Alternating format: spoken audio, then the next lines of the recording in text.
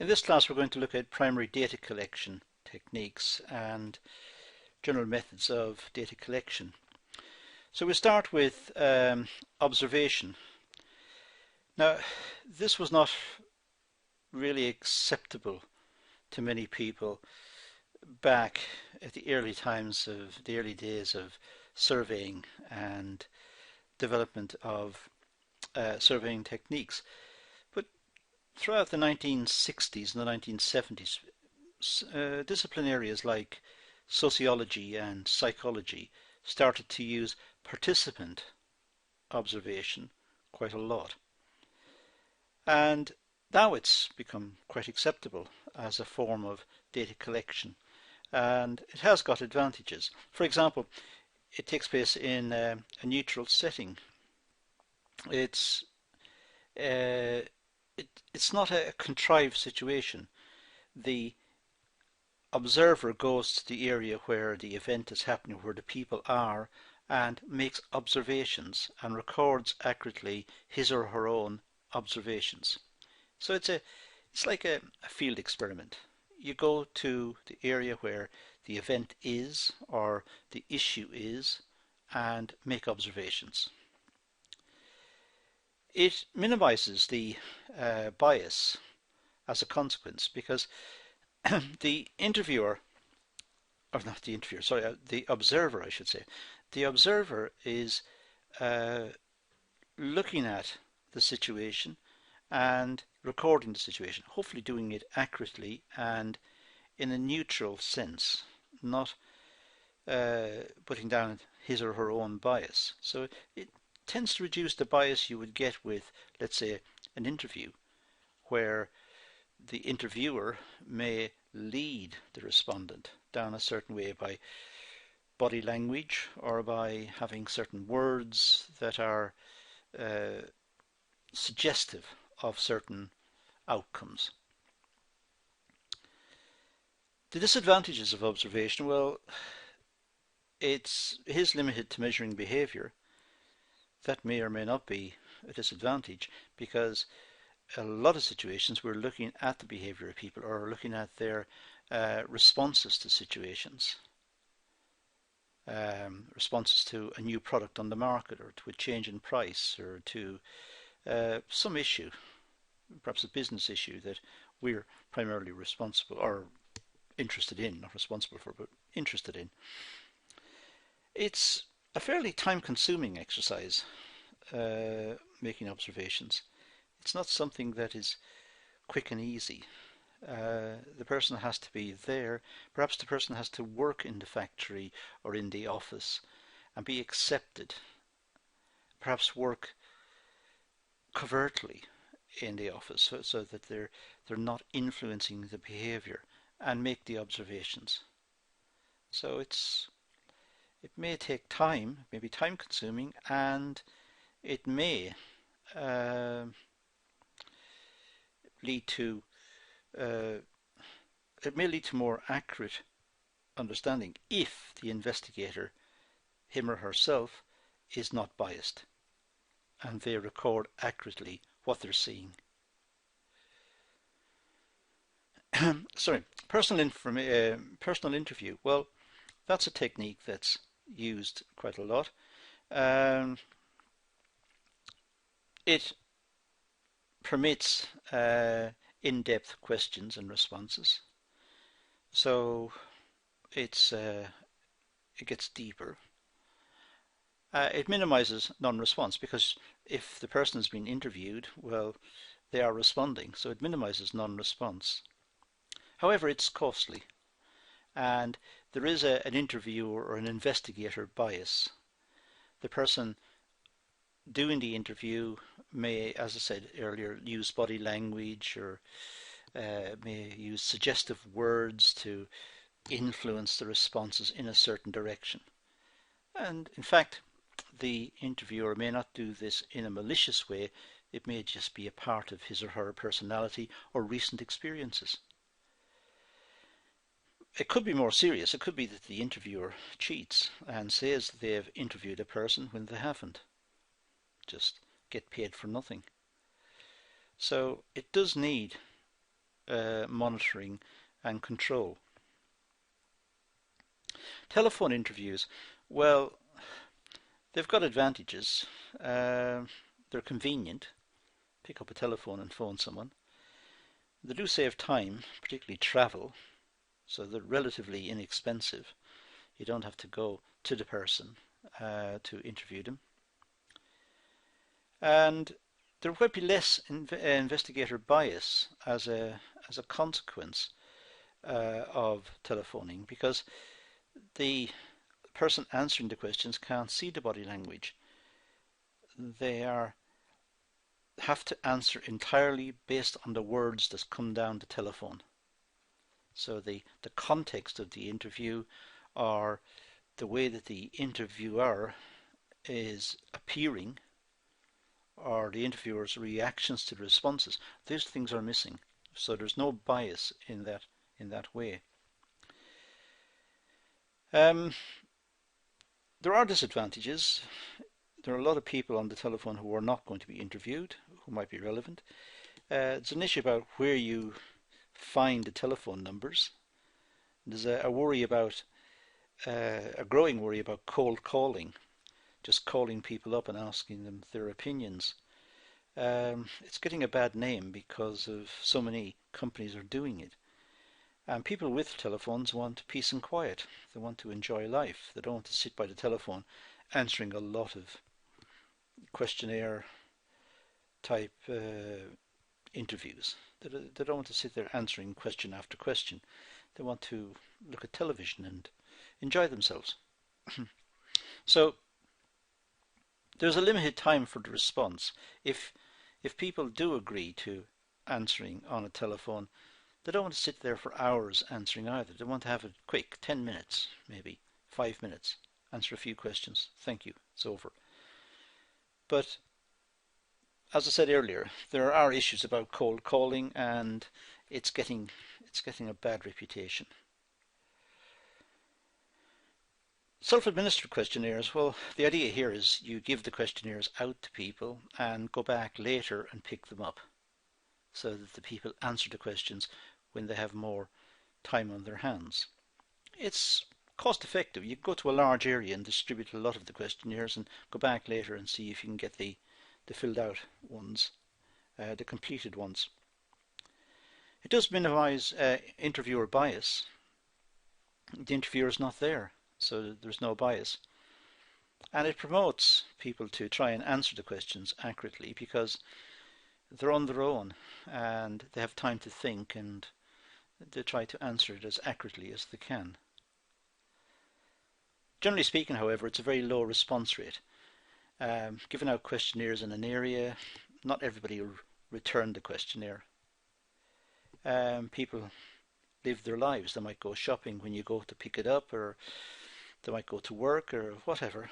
So, or they may not simply have had the time to fill it out, or maybe not the interest to fill it out. Let's be honest about it.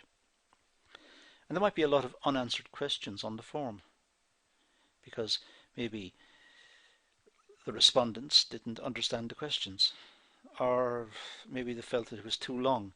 The questionnaire was too long, it would take too long to fill it out, so they couldn't be bothered. And if it is too long, the latter part of it might be full of inaccurate answers, because they don't know how to respond and they're getting bored. It's too long, just tick anything, tick that box. Now, question formats, well, open-ended questions, these give the respondent the freedom to write. It's not a yes or no, it's just write out the answers. And the advantages are, it doesn't force people to make choices.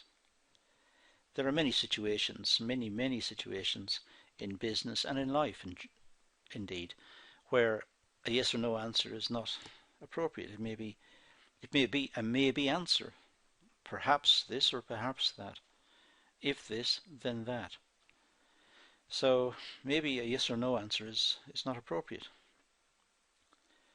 So there's a great unlimited variety of responses that are permitted under this, because people can write out what they feel or what they think. The disadvantages, well, it does promote investigator bias because the investigator is there when it's been filled out. Again, their body language may be such as to influence the outcomes. And the big disadvantage is it's difficult to code this, it's difficult to analyze it, particularly with a large number of responses. It's very difficult to get an overall picture. It's best used in small scale as a consequence. So using it in a limited sense is okay, but not in a big questionnaire.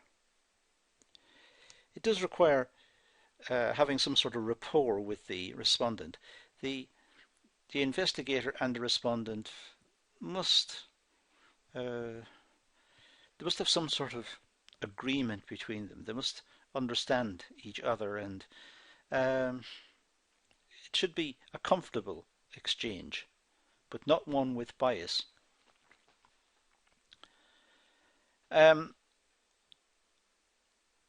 As a final question, it's pretty good. It's generally, that's where it's kept. Open-ended questions on questionnaires tend to come towards the end. Generally speaking, how do you feel about this? And have that as a final question. And it's also pretty good as a way of finding facts. Suggested here that age is one. Well, people answering their age is very personal, and that may alienate respondents as well. They don't want to give their age, perhaps. So care has to be taken with the type of open-ended questions that are posed. Close-ended or closed questions. Well, these are yes or no questions. The respondents are limited to positive or negative. Do you agree? Do you not agree? There's nothing in between. These minimize investigator bias. You simply pose the question and it's yes or no. The responses are obtained quickly, and of course the coding is very easily done. It's very easy to analyze how many said agreed or how many disagreed, or it's very easy to do that sort of analysis. It is a very simplistic way of collecting information because, excuse me, as I said earlier, there's a great variety of responses to most questions. And many people will say, well, if those circumstances arose, the answer will be yes. However, if these other circumstances arose, the answer will be no. So sometimes yes and no's are conditional. They depend on something else. But you're not giving the respondent the chance to explain that. You're just simply saying, here is the question, is it yes or no? Very, very harsh. The wording of the question itself may cause bias as well. Real care has to be made with the wording of the question. That's why a lot of this type of work has to be piloted in advance. In other words, get it as close to the finished product as possible, and then pilot it, test it out with people. These responses are not taken into account, but just test it out with people in advance to iron out any issues, to try and make the wording as neutral as possible. It's very good for telephone interviews, but what I said earlier about telephone interviews, that might be an issue about the intrusion aspect of a telephone interview. Also quite good for self-administered questions. People like the idea that I can answer the question just by ticking a box. So it has got advantages. Multiple choice questions. Respondents are limited to a choice of more than 2 positions. So in If this is the question, is the answer A, B, C, or D? And D could be something else, any other issue. So D could be sort of almost an open-ended answer. But A, B, C, D. And hopefully people will pick one of those choices that will enable them to do accurate and fast coding work later on, get a definitive outcome. Closed-ended questions, or closed questions, well, the advantages of multiple choice. Well, it does minimize investigator bias because the answers are given, so there's very little that the interviewer can do about that. But the interviewer could, of course, influence the responses to a particular answer. But that would be quite malicious to do, although it can happen without the interviewer knowing that he or she is doing it, just simply by placing greater emphasis on one of the answers.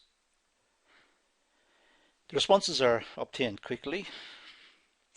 Coding is simple and inexpensive. It's easy to get an overall picture. And it permits a greater range of commitments than yes or no questions. So a greater variety of responses could be picked up rather than simply the dichotomous yes or no.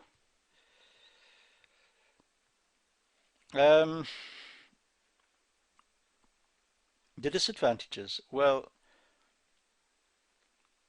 good questions are difficult to write. It needs careful planning in advance. So there are issues there. It could be difficult to deal with this one, to get the question so that a certain number of answers, only those certain number of answers are appropriate. And the wording of the question could cause bias. Sometimes questions that start with, don't you feel that the government policy in this situation is whatever? That's trying to pull the respondent along. It's biased. It's pulling the respondent along to a position that the interviewer wants. That should not happen. The question should be neutral. It should be open to the respondent to come down whichever side he or she wants, not the wording leading to that.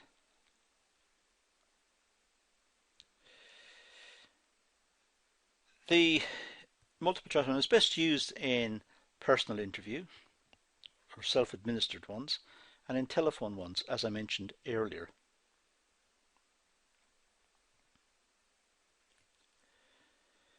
Rating scales.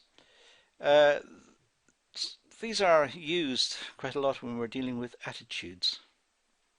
If we're trying to assess people's attitudes towards something, we could use rating scales. For example, trying to evaluate something. You say, is it good? Is it very good? Is it average? Is it excellent? Is it poor? Whatever. So you have a scale here, 1 to 5. And the person's asked to rate a certain situation in terms of that. This here is called a 5-point. I'll put the cursor onto the scale, onto the slide. It's a 5-point scale. There is a bias here that a lot of people will be pulled to the center one. It's just the way we are as people. So if you want to force them to make a decision, you wouldn't have an odd number here. You might have a 6 or a 4. So if you had a 6, they have to come down one side or the other. 3.5 doesn't exist. It's either a 3 or a 4. So there are issues in developing this. You could use it for frequency. Do you ever, sometimes, always, etc.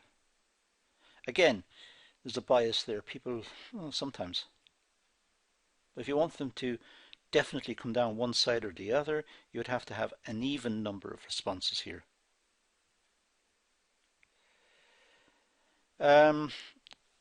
A lot of these scales go back to Likert, and the Likert scale is very famous in interviewing.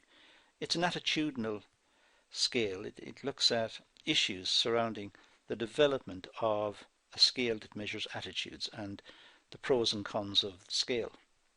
But said it could be strongly disagree, agree, neutral, again a 5 point, so a lot of people might be biased towards the center.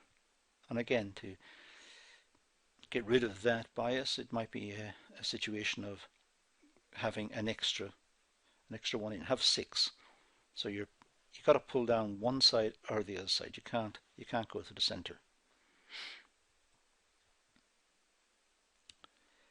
These are best used for personal interviews, self-administered questionnaires, and telephone. They're widely used as techniques, but care has to be paid to the downsides of using them. Simply, if you asked a lot of people, let's say in terms of intensity, do you agree with whatever government policy on something, and say we strongly agree, well, it still doesn't pick up the intensity, because 2 people may say strongly agree, but one feels very, very strong and the other thinks, yeah, I feel strongly about it. So the intensity of the response is still not being picked up here. Semantic differentials. The respondent's evaluation range between opposites. Okay, so what you do is you simply say very important, not important, and put in a scale in between. Again, we've got an odd number here, so people may be biased towards the center. You have to be careful about that. It may be a 6-point or a 4-point might be better. But anyway, we've got a 5-point, an odd number here.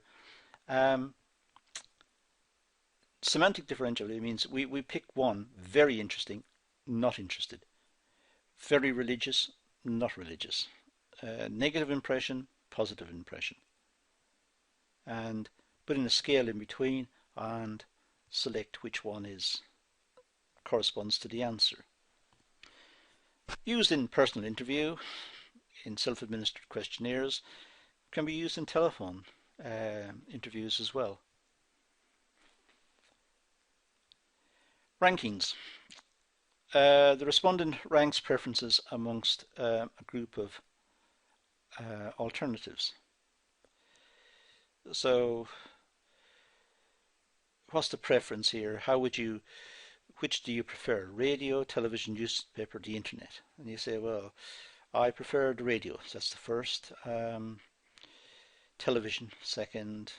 Internet, third. Newspaper, fourth, or whatever. Newspaper first, television second, whatever. So you just simply circle the one that they say first. First preference, second preference, and so on. Personal interview, it's useful there, and it's useful for self-administered questionnaires and for telephone work as well. Within the questionnaire design, it might be necessary to filter the responses.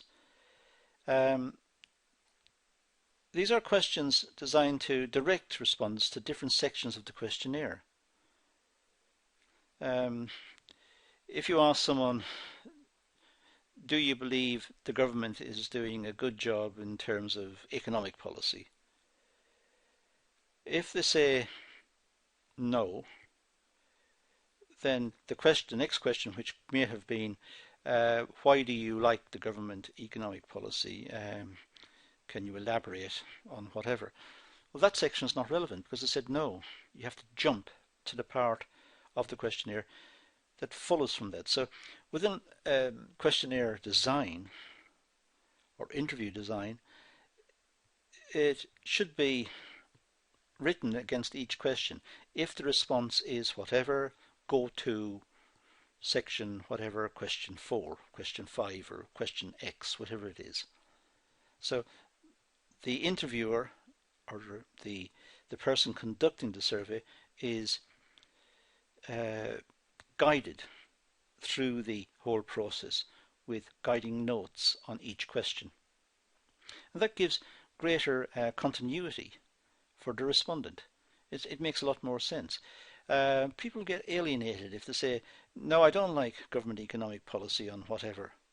And then the next question is, what in particular do you like about government policy? Well, nothing. I've just said I don't like it. So why am I answering this question? So at the end of the question, this should have been directed on to find out what it is that they don't like.